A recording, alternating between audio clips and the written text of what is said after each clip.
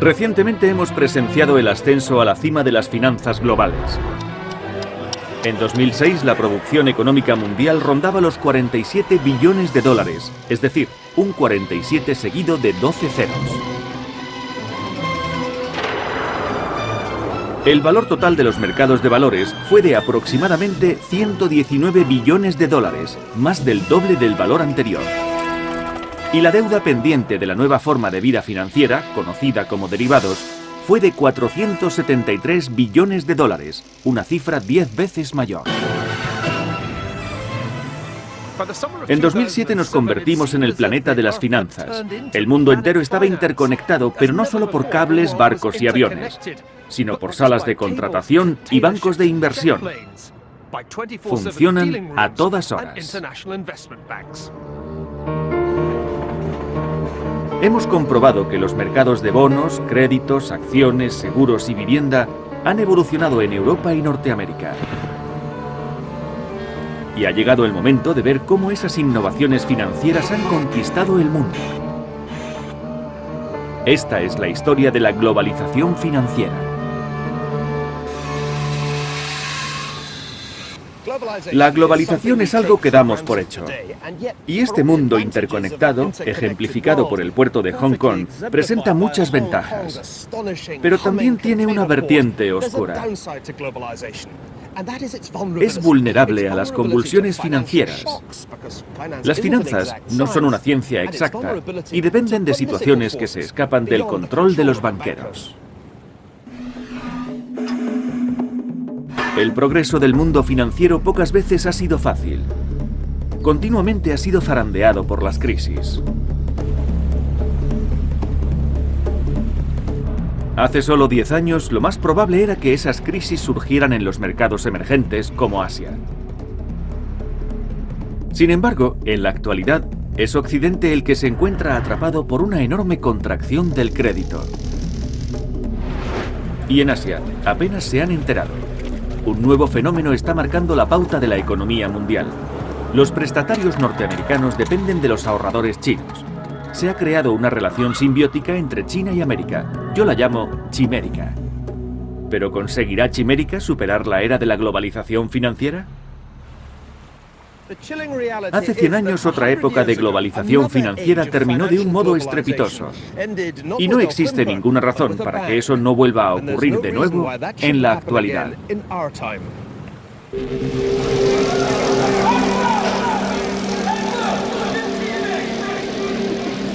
El poder del dinero. Chimérica.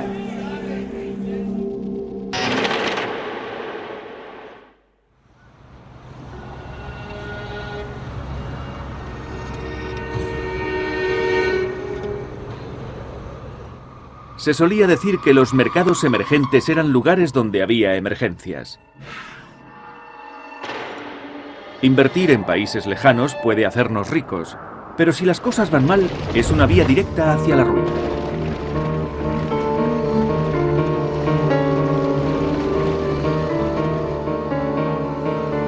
Por eso, muchos de los mercados emergentes actuales son realmente mercados reemergentes.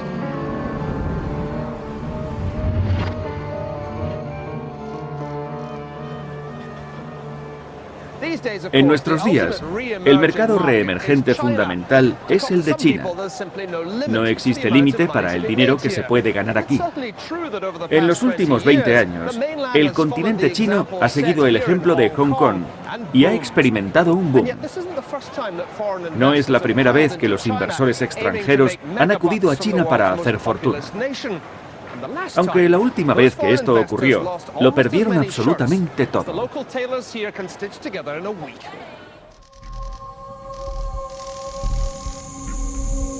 El problema de la inversión en ultramar es que resulta difícil para un inversor de Londres o de Nueva York saber qué intenta hacer un gobierno o una empresa al otro lado del océano. Si los prestatarios extranjeros deciden no pagar su deuda, ¿qué pueden hacer los inversores? Antes de 1914, la respuesta era simple pero efectiva.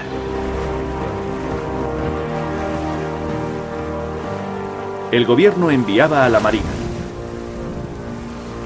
La diplomacia de la cañonera garantizaba el control político de Europa y aseguraba el dinero de los inversores británicos, incluso en los lugares más remotos.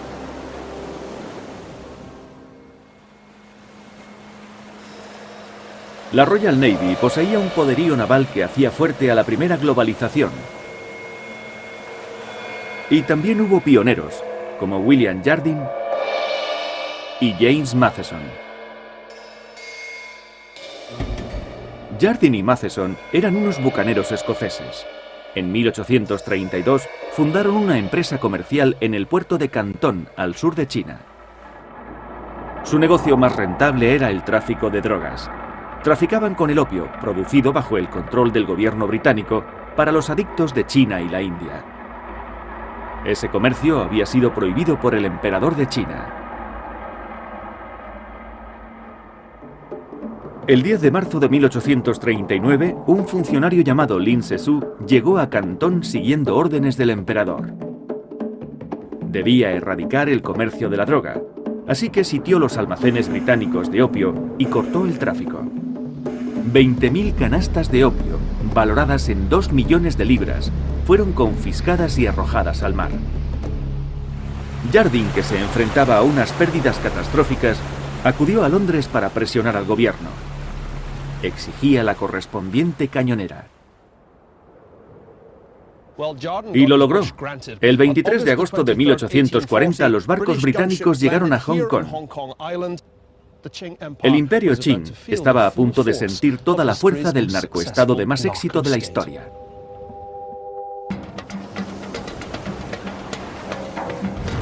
Tal como Jardine había supuesto, la Royal Navy acabó rápidamente con las defensas chinas. Con el suroeste de China bajo el control británico, el comercio del opio tuvo vía libre. La adicción a la droga se extendió y grandes sectores del país se rebelaron y entraron en la anarquía. Pero para Jardine y Matheson, con su oficina central establecida en Hong Kong, habían llegado los días de gloria de la globalización victoriana.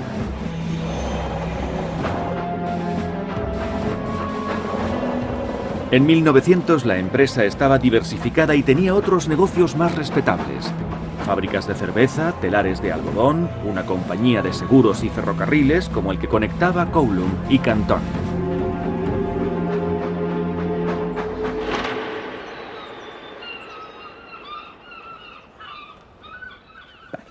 En 1913, los inversores de Londres se encontraron con grandes oportunidades en el extranjero, como demuestran los libros de contabilidad de Rothschild & Sons. En las páginas de 1913 aparecen unos 20 valores extranjeros diferentes, incluyendo bonos emitidos por Chile, Egipto, Alemania, Hungría e Italia. Además de 11 compañías ferroviarias que incluían 4 de Argentina, 2 de Canadá y el ferrocarril de Kowloon a Cantón.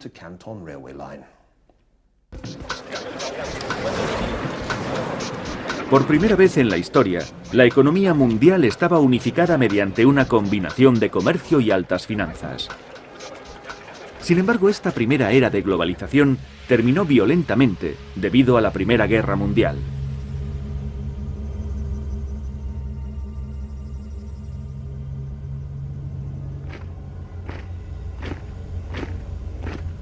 El 28 de junio de 1914, el heredero de la corona austríaca, el archiduque Franz Ferdinand, fue asesinado en la capital de Bosnia, Sarajevo. Al principio, los mercados financieros lo consideraron un conflicto más en los Balcanes. Pero el asesinato provocó una reacción en cadena en el mundo de las finanzas. Para cuando los inversores se dieron cuenta de que se avecinaba una guerra en Europa, la liquidez, es decir, la capacidad de prestar dinero o de vender valores, desapareció como por arte de magia.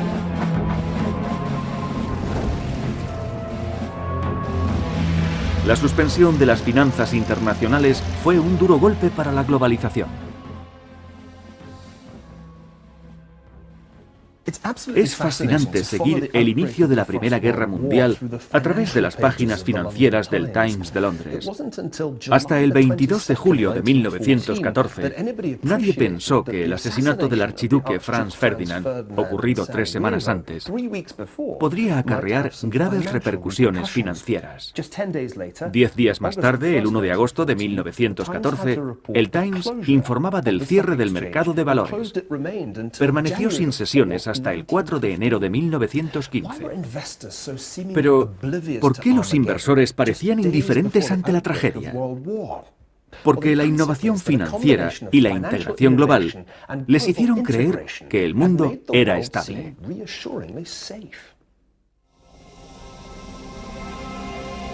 Las luces de los mercados financieros estuvieron en verde hasta la misma víspera de la guerra. De esto podemos aprender una lección. Se tardó toda una generación en dar paso a la primera globalización, pero desapareció en cuestión de días. Y se tardó más de otra generación en reparar los daños provocados por la guerra en agosto de 1914.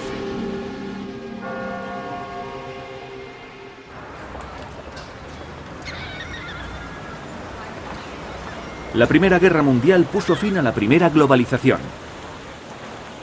Hasta finales de los años 60, las finanzas internacionales dormitaron. Algunos incluso creyeron que estaban muertas.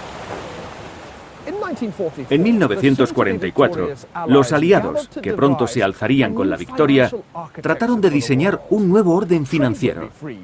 El comercio sería libre, pero los movimientos de capital obedecerían a estrictas leyes. Cuando el dinero pasaba a través de las fronteras, iba de un gobierno a otro.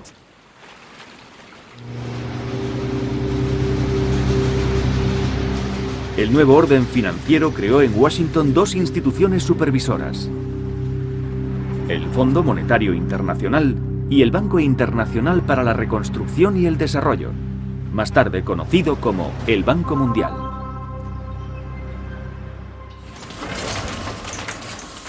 Pero en los años 70 los exportadores de petróleo de Oriente Medio empezaron a acumular grandes sumas de dinero. Los banqueros occidentales deseaban reinvertir el dinero en préstamos y las dos instituciones supervisoras relajaron su control. La globalización volvía a nacer.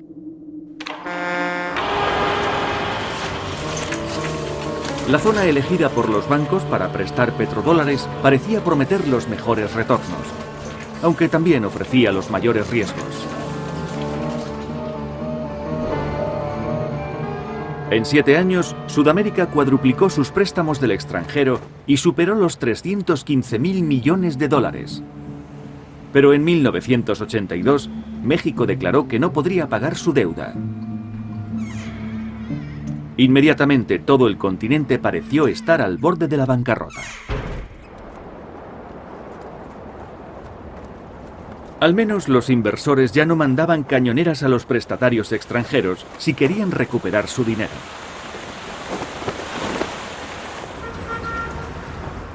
La responsabilidad de esa crisis recaía sobre el Fondo Monetario Internacional y el Banco Mundial, que no tenían buques de guerra. Para recuperar los préstamos, podían obligar a los gobiernos sudamericanos a adoptar un doloroso programa de ajuste estructural. Es decir, impondrían la disciplina fiscal. Los economistas norteamericanos consideraban adecuados aquellos programas, aunque no todos estaban de acuerdo.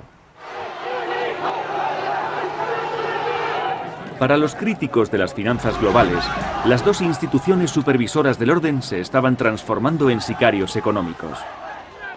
Ponían una pistola financiera en la sien de los gobiernos del tercer mundo.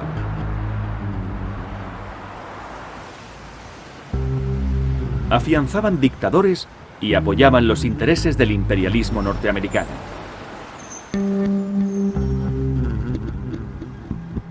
Nadie podía resistirse a los sicarios. Y las teorías de las supuestas conspiraciones florecieron en el movimiento antiglobalización. Según una de ellas, 2 líderes sudamericanos, Jaime Roldós de Ecuador y Omar Torrijos de Panamá, fueron asesinados por resistirse a las demandas del imperialismo norteamericano. Pero respecto a la conspiración por parte del Banco Mundial y del Fondo Monetario Internacional, hay algo que no encaja. Estados Unidos no había prestado mucho dinero a Ecuador y Panamá. Durante los años 70, solo representaba el 0,14% de las garantías de Estados Unidos. Y tampoco le compraban tanto, solo el 0,4% de sus exportaciones. No son cifras que induzcan a matar. Al menos no se puede afirmar que el Fondo Monetario Internacional patrocinara los asesinatos. Sin embargo, en esta nueva fase de la globalización, surgió un sicario económico mucho más factible. Su arma era financieramente letal: los fondos de cobertura.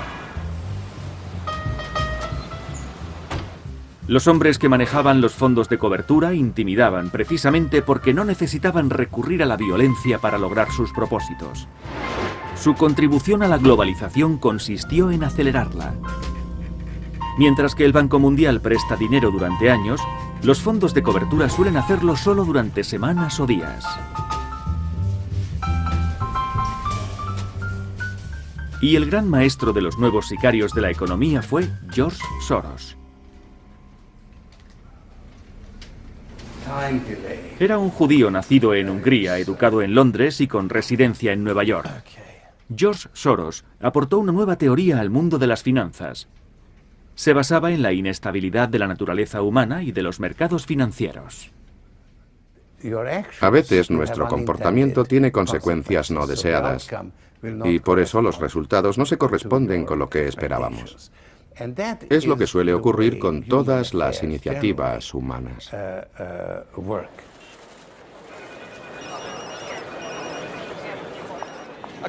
Según la teoría de Soros, los mercados financieros no son totalmente eficientes y mucho menos racionales. Y los precios son solo el reflejo de la ignorancia y de las tendencias de millones de inversores. De acuerdo con Soros, los mercados pasan por ciclos de expansión y de caídas porque el comportamiento humano es proclive a la euforia y al abatimiento.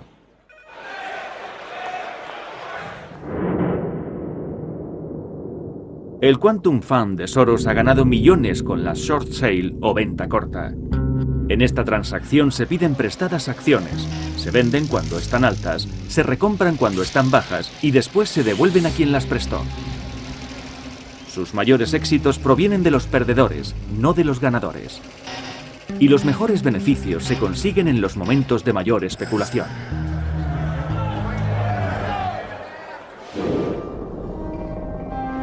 El 16 de septiembre de 1992, cuando la libra británica pasaba por una mala situación, Soros le hizo una jugarreta al Banco de Inglaterra.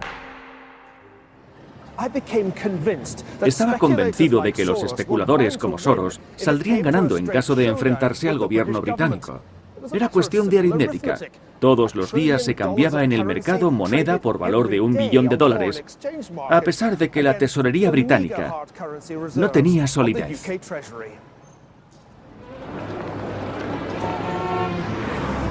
En aquel momento la libra británica estaba fuertemente ligada al marco alemán por medio del mecanismo europeo de cambio.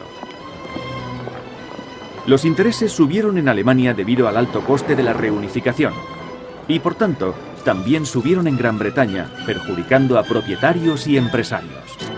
Soros previó que el ministro de Economía británico, Norman Lamont, se retiraría del mecanismo europeo de cambio y devaluaría la libra. Fue la mayor apuesta de Soros. Estaba tan seguro de que la libra iba a devaluarse que apostó $10.000 millones, mucho más que el capital de su fondo. La relación riesgo-recompensa era desproporcionada. Por eso era un buen momento para especular o para hacer una inversión a corto plazo, por ejemplo en la libra. Yo también pensaba que la libra se iba a devaluar, pero todo lo que podía apostar era mi credibilidad. Esa tarde fui a la ópera y vi La fuerza del destino de Verdi, un título muy apropiado.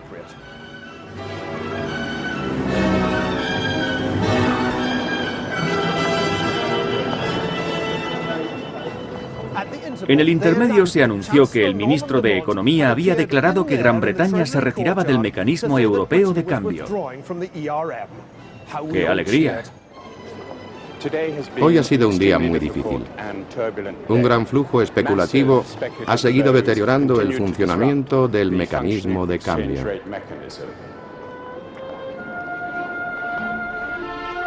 Soros ganó ese día $1.000 millones, que solo representaban el 40% de los beneficios anuales de su fondo. ¿Sintió que triunfaba cuando se hizo realidad su pronóstico y obtuvo tantos beneficios?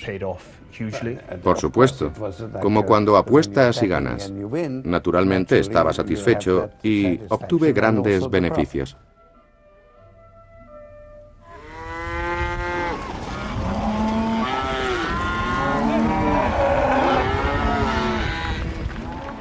Soros le debía su éxito a una especie de instinto que predijo cómo se movería el rebaño electrónico.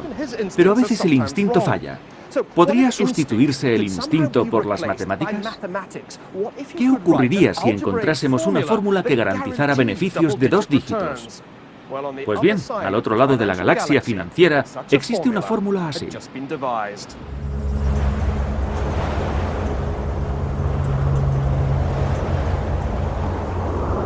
Al mismo tiempo que la nueva globalización fomentaba el comercio y el crecimiento, también aumentaba la vulnerabilidad a las convulsiones financieras que se extendían por el mundo.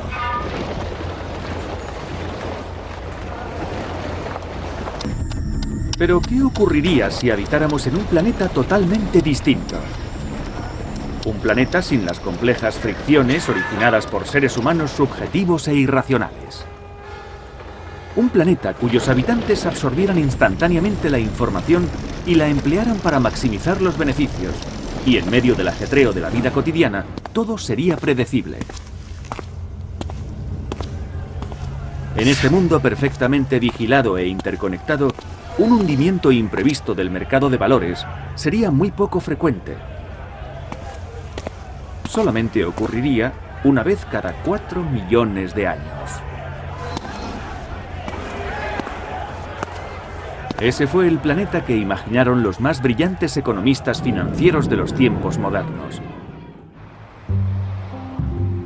Y esto es lo que su planeta parecía.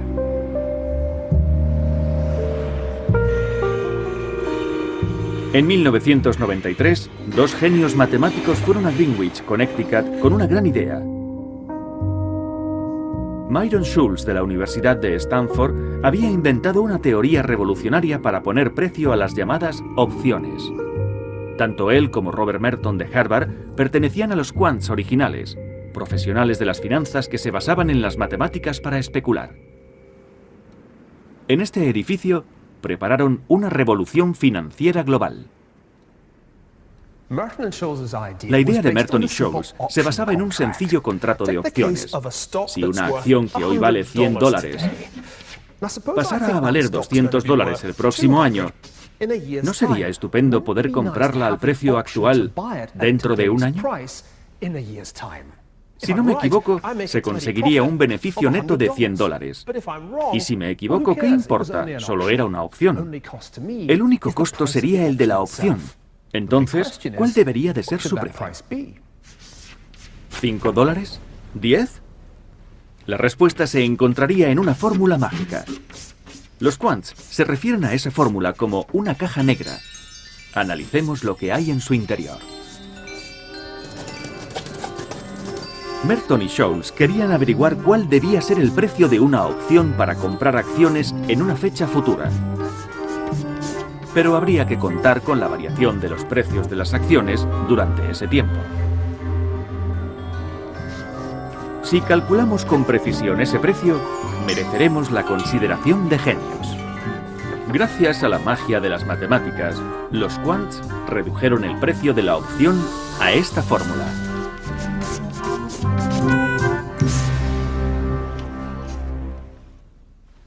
¿Están confusos? ¿Creen que el álgebra es difícil? Para los quants resultaba sencillo. Y para conseguir dinero necesitaban mercados con personas que no supieran valorar las opciones. En los primeros 2 años, la compañía de Merton y Scholes, Long Term Capital Management, ganó una fortuna vendiendo opciones que nunca fueron ejercidas. Los compradores no acertaron en su predicción. También arrasaron comprando valores de toda clase que los más previsores no consideraron rentables. Sin duda, fue el mejor momento para los vendedores de coches de lujo de Greenwich. Pero para generar esos inmensos beneficios, en Long Term tuvieron que pedir dinero prestado. Así podían apostar algo más que su dinero personal. En agosto de 1997, el capital del fondo estaba por debajo de 7.000 millones de dólares. Pero los valores financiados con los préstamos ascendían a 126.000 millones. Se podría pensar que Merton y Scholes se habrían asustado ante semejante deuda, pero no fue así. De acuerdo con su fórmula matemática mágica, no existía el menor riesgo en una apuesta tan fuerte. Además, Long Term se dedicaba a otras estrategias sin conexión entre sí. Alrededor de 100 con más de 7.600 posiciones diferentes. Es posible que una o dos salieran mal, pero todas sus apuestas no podían ir mal al mismo tiempo. Long Term trabajaba en mercados de todo el mundo, pero su negocio principal era vender opciones en los mercados de valores europeos y norteamericanos. Opciones que se canjearían si en el futuro los precios de las acciones variaban mucho. En su momento, los altos precios de las opciones indicaban que los mercados iban a ser particularmente inestables.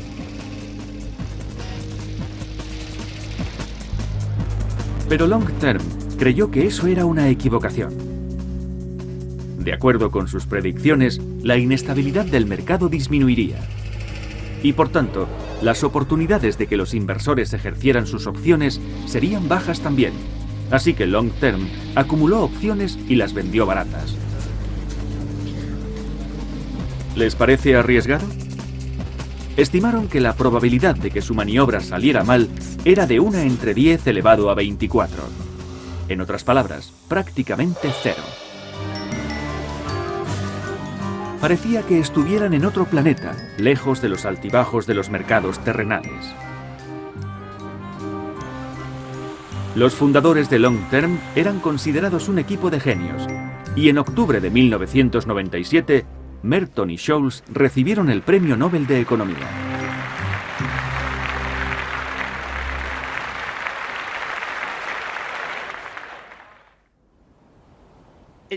Parecía que el intelecto había triunfado sobre la intuición, como si la fórmula matemática hubiera suprimido el riesgo.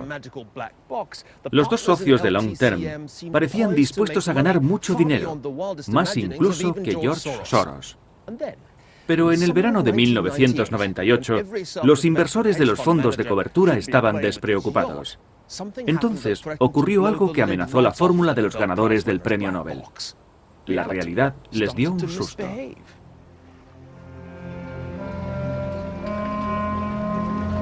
En la evolución, las grandes extinciones suelen producirse por catástrofes exteriores, como un meteorito.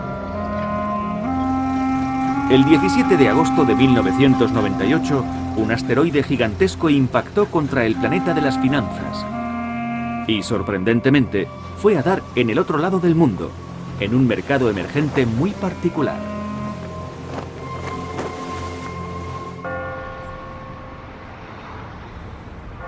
Debilitado por los levantamientos políticos, con menores ingresos por el crudo y con una mala privatización, el sistema financiero ruso se desmoronó.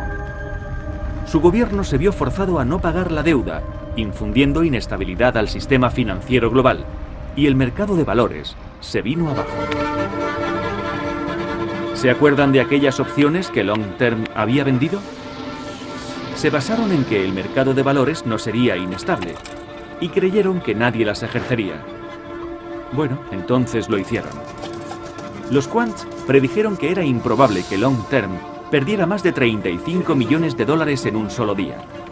El viernes 21 de agosto perdió 550 millones de dólares, el 15% de su capital.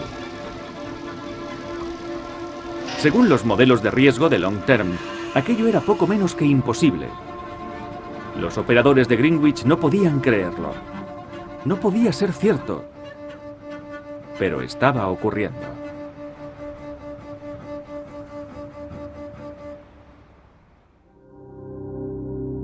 Al finalizar el mes, Long Term había perdido un 45% de su capital. Su única posibilidad era buscar un padrino que los rescatara. Y el padrino más poderoso era, por supuesto, George Soros. Fue una humillación para los quants del planeta de las finanzas. Debían suplicar un rescate al profeta de lo irracional y lo inestable. Debió de ser una reunión muy tensa. ¿La recuerda? Sí, me reuní con él. Vino a desayunar, pero yo no me sentí incómodo en ningún momento. Sé que él estaba tenso, pero yo no. No iba a prestarle el dinero. No hubo padrino para Long Term. Me pareció demasiado peligroso. Además, no tenía capital suficiente. Realmente, se requería la acción coordinada de todos los bancos para respaldar a Long Term.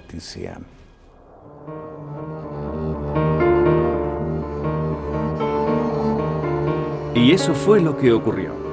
Existía la posibilidad de que el fallo de Long Term desatase una catástrofe financiera, así que la Reserva Federal de Nueva York los apoyó con miles de millones de dólares de 14 bancos de Wall Street. ¿Qué había ocurrido? ¿Por qué Soros lo había previsto y los cerebros de Long Term se habían equivocado tanto?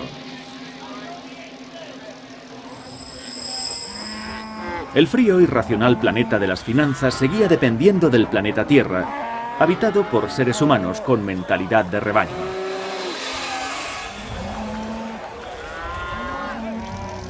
Existía, sin embargo, otra razón por la que Long Term había fallado.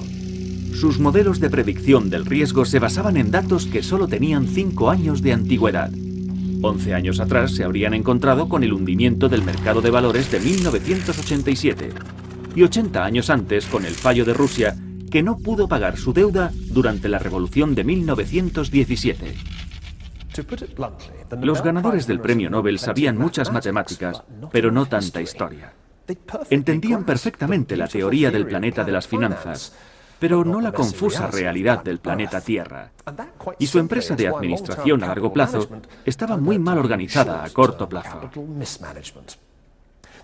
La cuestión es si aquella crisis podría repetirse ahora, 10 años después, involucrando tantos fondos de cobertura y a una escala tan grande que no se pudiera salir de ella. La respuesta se encuentra al otro lado del planeta.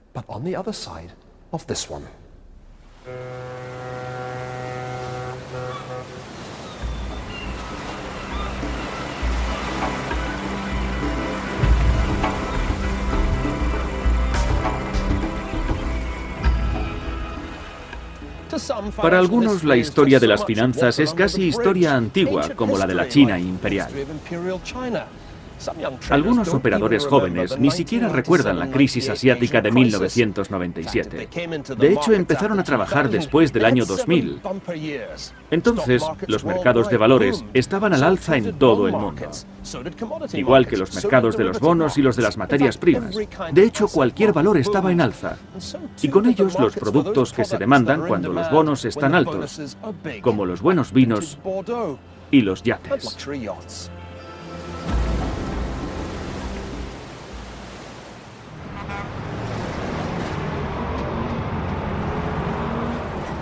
Pero esos años de subidas fueron años misteriosos. Los mercados se disparaban cuando subían los intereses a corto plazo, lo que produjo desequilibrios en el comercio y aumentó el riesgo político. La clave de esa paradoja estaba aquí, en China.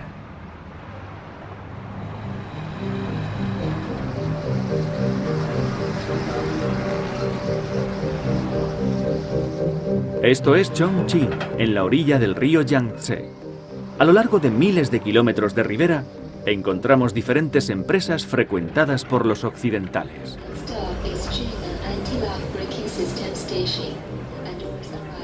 Además, Chongqing es la ciudad de mayor crecimiento del mundo.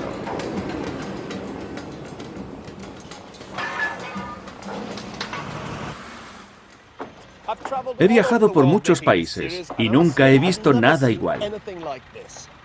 Bienvenidos a Chongqing, la ciudad con el crecimiento más rápido del mundo. Es el paraíso de la construcción. Detrás de mí verán uno de los 30 puentes que están levantando. Y allí abajo uno de los 10 ferrocarriles.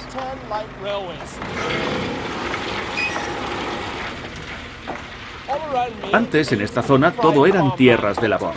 Pero hace 6 meses se empezaron a edificar millones de metros cuadrados de oficinas. Quieren convertir Chongqing en la capital económica de China. Y quizás en la capital económica del mundo. Gracias a este crecimiento, en China hay ahora 345.000 millonarios y más de un centenar de multimillonarios. China ha dejado atrás su época colonial y con su economía de rápido crecimiento ha podido evitar las crisis que asolan otros mercados emergentes.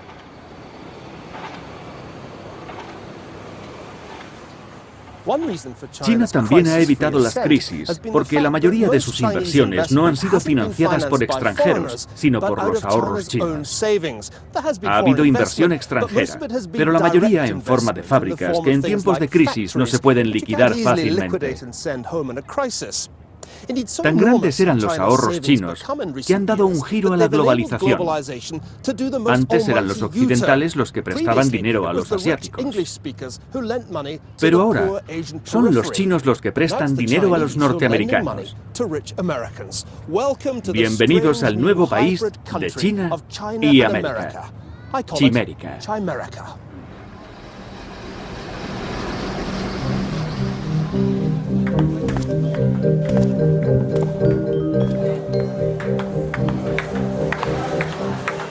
Este extraordinario lugar es la Southwestern Stock Exchange.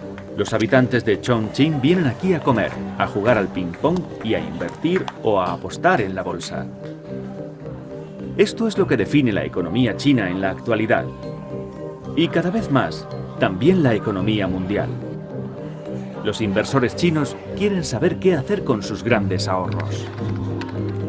Después de varios años de inestabilidad, los chinos están ahorrando una buena parte de sus ingresos, cada vez mayores. En cambio, los norteamericanos apenas ahorran.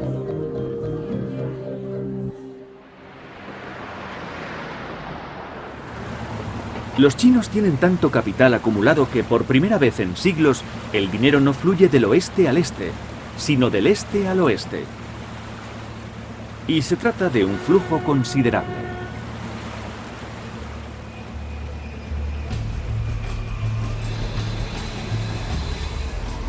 En el año 2007, Estados Unidos necesitó que el resto del mundo le prestara unos 800.000 millones de dólares, más de 4.000 millones al día.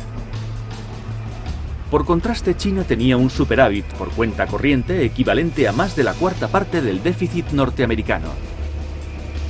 Y una parte significativa de este superávit fue prestada a Estados Unidos.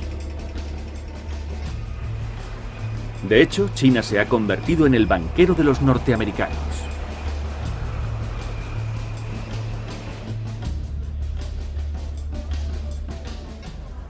Puede parecer algo extraño.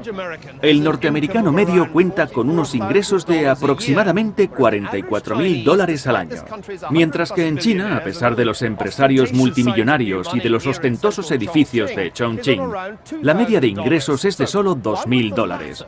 ¿Por qué China presta dinero a Estados Unidos, que es 22 veces más rico? Hay un motivo.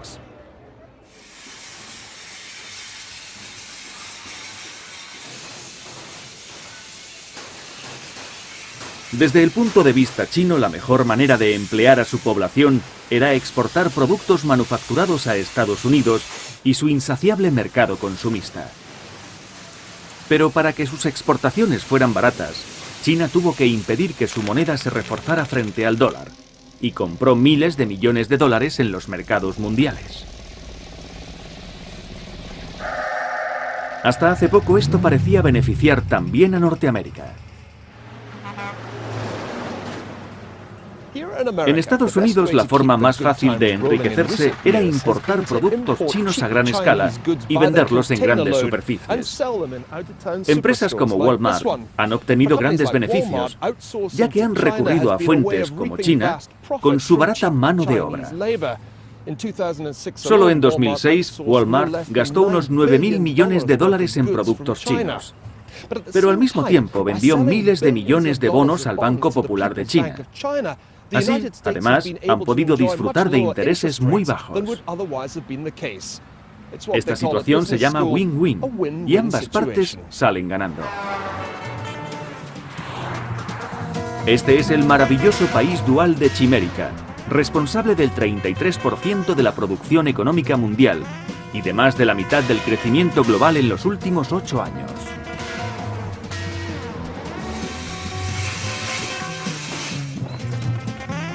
Chimérica parece un matrimonio celestial. Los del lado oriental producen los ahorros y los del lado occidental los gastan.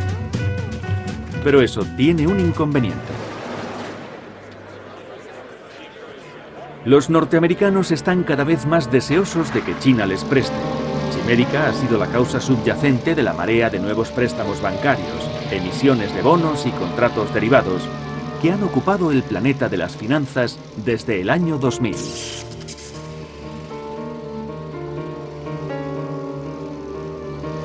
Y a su vez, ha sido la razón por la que el mercado hipotecario norteamericano, que tenía tanta liquidez en 2006, concediera créditos subprime a personas sin ingresos y sin valores, los ninja.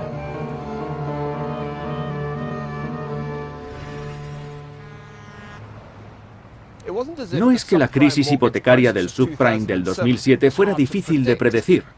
Meses antes de que estallara, yo vi muchos propietarios de viviendas que no podían pagar los préstamos y se arruinaban. Lo que resultó más difícil de predecir fue que un pequeño temblor en el mercado emergente norteamericano causara un terremoto en el resto del mundo.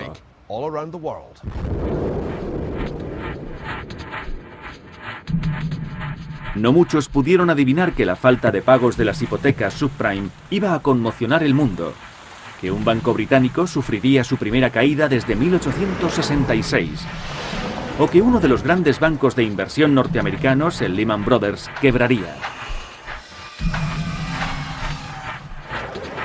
Y no muchos entendieron que cuando otros bancos empezaron a amortizar miles de millones de pérdidas, el préstamo interbancario se estancaría y la tesorería americana propondría inyectar 700.000 millones de dólares al sistema financiero.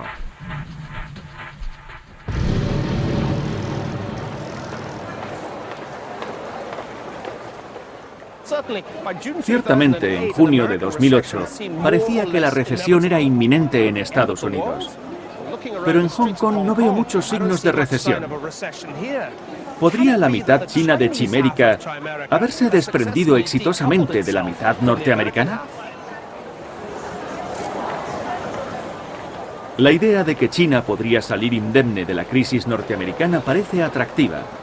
Aunque descendieron las exportaciones a Occidente y a pesar del crack del mercado de valores, la floreciente demanda interna consiguió que la economía china subiera al menos un 8% anual. Pero esto ya lo conocemos. Ocurrió hace 100 años, en la primera época de la globalización. Muchos inversores creyeron que existía una relación simbiótica similar entre el centro financiero mundial, Gran Bretaña, y la economía industrial más dinámica, Alemania. Pero la ruptura de aquella relación acabó en guerra.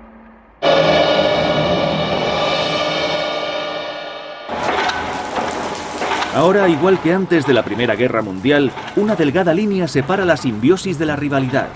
Según algunas estimaciones, el Producto Bruto de China podría sobrepasar el de Estados Unidos en el año 2027. Algunos críticos del comercio libre opinan que no quedará nada de la industria norteamericana.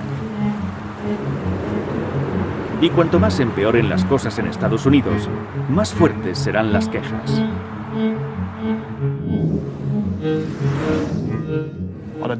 Hoy la bolsa de Hong Kong ha experimentado una fuerte bajada, pero ¿podría ocurrir algo comparable a lo que sucedió en 1914?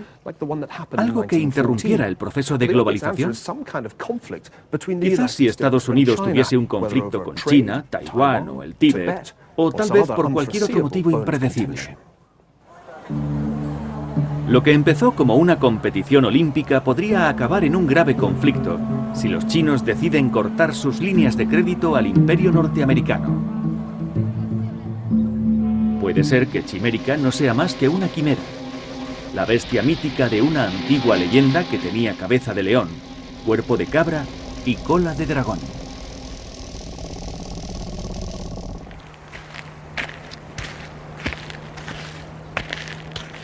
Un conflicto chino-norteamericano parece poco probable, pero si algo hemos aprendido es que las grandes crisis se producen precisamente cuando nadie lo espera. Por eso los que dirigen las empresas, los bancos y los fondos actuales no suelen recordarlas.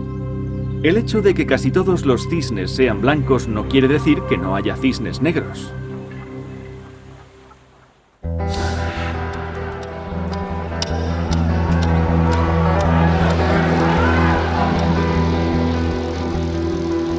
El mundo financiero actual es el resultado de 4 milenios de evolución económica.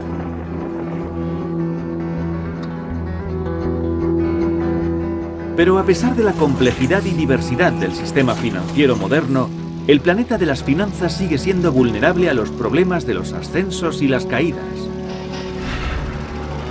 Y también a la irracionalidad y la inestabilidad humana. Quizás sea esta complejidad lo que nos ha hecho más vulnerables a las crisis. Durante 4.000 años, desde la antigua Mesopotamia hasta la moderna China, el progreso del mundo financiero ha sido fundamental para el progreso humano. Es una extraordinaria historia de innovación e integración que nos ha ayudado a prosperar. Sin embargo, el planeta de las finanzas nunca podrá escapar de la irracionalidad del planeta Tierra.